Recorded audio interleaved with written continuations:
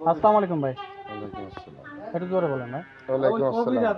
কেমন আছেন আপনি? ভালো আছি। ভালো আছি বলতে আপনার নামটা? জুয়েল, কোন গ্রাম বাড়ি? বলরামপুর।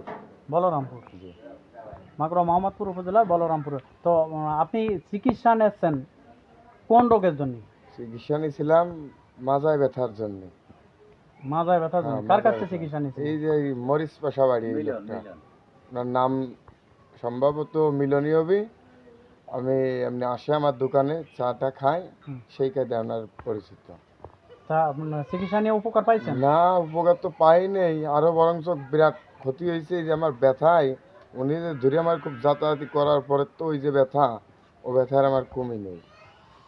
ধরে যাতায়াত হ্যাঁ, করছে উনি মানে খুব থেরাপি দিছিল। হ্যাঁ হ্যাঁ থেরাপি দিছিল। তো কোনো ফল পান নাই? না, ফল পাইনি। পয়সা কড়ি নিছিল আপনার কাছ পয়সা থেকে? নিছিল 500 না 600 টাকা নগদ নিছিল। 2 দিন না 3 দিন পরে আসতে হয়েছিল, আর আসি নাই। তা এখন কি মনে করেন? ও ও কি ভালো ভালো? না না, ও ভালো মানে ও তো পুরো সিটার, ওটা কোনো লোক হইলো, ওর তো খারাপ মনের মানুষ হতে পারে না। মিষ্টি কথা কয়ে টাকা নিয়ে চলে গেল, ও আর আসলো না।